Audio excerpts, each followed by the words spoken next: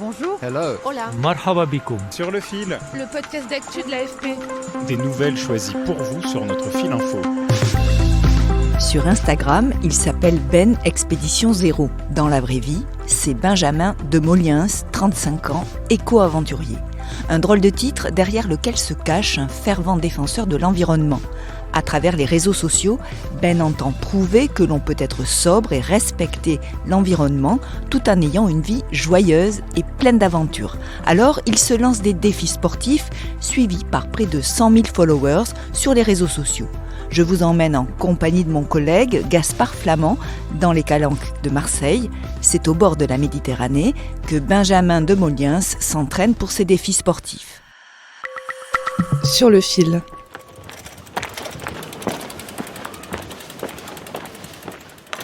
Et ben là, je pars faire mon entraînement de trail dans les Calanques.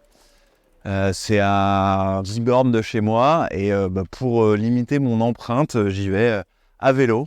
Voilà, comme ça fait une sortie sport assez responsable. Et c'est parti pour 10 km de lacets sur une route qui surplombe la mer, direction la Calanque de Marseille-Veyre. Une fois arrivé à l'entrée du parc naturel, Benjamin fait une mini-pause. Le temps d'enlever son casque, d'accrocher son vélo, et le voilà qui grimpe en courant le sentier côtier équipé de bâtons de trail. Mon matériel, j'essaye autant que possible qu'il soit de seconde main, prêté, loué, reconditionné. Et par exemple, ces bâtons, c'est des bâtons qui appartenaient à un trailer pro qui ont été réparés et qui ont une seconde vie avec moi. Pareil pour les chaussures, c'est des chaussures de test, donc qui avaient déjà à peu près 50 km avant que je les utilise. C'est une vie près de la nature, sobre, bien loin de celle que Benjamin menait il y a encore 8 ans. Petit retour en arrière. Une fois ses diplômes d'ingénieur puis d'école de commerce en poche, Benjamin parcourt le monde en avion pour des jobs qui ne le passionnent pas. À l'époque, il vit à San Francisco et ce qui l'anime, c'est le surf. Et c'est là qu'il réalise combien la mer est polluée, pleine de plastique. J'ai eu plusieurs prises de conscience, notamment en découvrant l'empreinte carbone moyenne d'un Français qui est 10 tonnes et l'empreinte carbone cible, si on veut limiter le réchauffement climatique en dessous des 2 degrés, qui doit être de 2 tonnes d'ici 2050, donc 5 fois moins. Donc moi, ça m'a mis un électrochoc. Je me suis dit, il faut que je change ma manière de vivre et en particulier ma manière de voyager, parce que moi, je prenais beaucoup l'avion. Donc j'ai dit, je vais voyager différemment et à travers ces voyages, je vais raconter une autre façon de kiffer. Alors il arrête tout, rentre en France, puis en 2020, fonde son entreprise Expédition Zéro.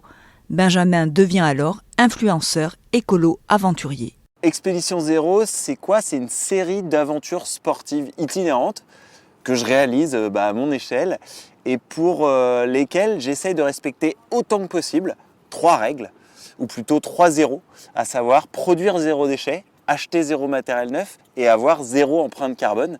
Alors l'idée, c'est pas d'être un super zéro, ce serait du greenwashing, mais c'est d'essayer de faire au mieux et surtout d'utiliser les émotions que génère le sport et l'émerveillement que procure tout ce sport et cette aventure en pleine nature pour sensibiliser les gens à la protection de l'environnement. Ben vit aujourd'hui des conférences sur l'environnement qu'il donne dans les entreprises. Il ne prend presque plus l'avion ou quand c'est absolument nécessaire. On s'apprête à partir pour Boulogne-sur-Mer à vélo.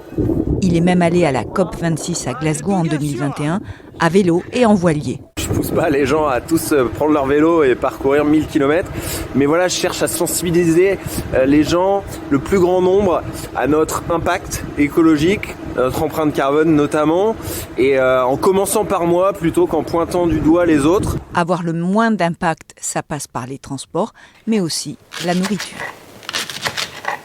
Ben est devenu végétarien. Au début, ça me faisait peur parce que tous mes repas étaient à base de viande et j'ai découvert tout un champ de possibles. Alors, je suis loin d'être un grand chef cuistot, mais j'ai trouvé plein d'autres sources de protéines, voilà, comme ces petits haricots rouges et tout ce qu'il faut en fait dans la nourriture végétale pour être en bonne santé et même en pleine santé, puisque je n'ai jamais été aussi en forme dans mes défis sportifs que ces derniers temps. On est surtout au paradis. Je suis trop content. Yeah. Ça, c'était en septembre. Pour son dernier défi avant l'hiver, Ben a choisi un terrain d'aventure tout près de chez lui. Alors la dernière, je l'ai appelée la Diagonale du Fou, en écho à la fameuse course de trail à l'île de la Réunion qui vient d'avoir lieu.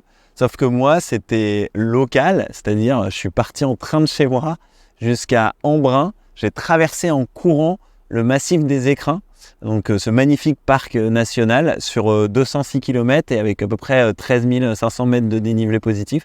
Et je suis rentré en train depuis Grenoble. Donc voilà, c'était un défi de 4 jours, type ultra trail. Agir à son échelle, avec des gestes du quotidien, c'est son credo. Mais pour Benjamin, tant que les entreprises ne changeront pas, il sera difficile de limiter le réchauffement climatique à 1,5 degré Celsius de hausse par rapport à l'ère pré-industrielle. Les petits gestes, ça ne suffit pas. Ceux comme des politiques ou des entreprises qui mettent l'accent sur les petits gestes, en fait, c'est une manière de se dédouaner de leurs propres responsabilités et entre guillemets de gagner du temps sur les changements les plus importants en profondeur, mais qui ne les arrangent pas à court terme. Pour autant, moi je pense que les petits gestes, ils ont un impact dans le sens où c'est une manière pour chacune et chacun de montrer l'exemple et d'embarquer les autres. Parce qu'une entreprise, c'est une somme d'individus, finalement, de citoyens et de citoyennes. Un gouvernement, enfin en tout cas en démocratie, c'est une somme de votes d'individus.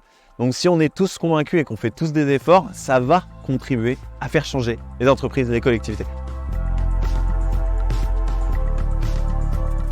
Sur le fil revient demain.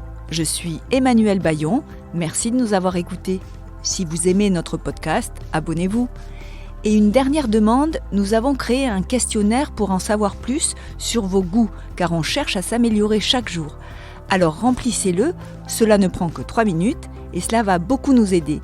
Je vous laisse le lien dans la description. À bientôt!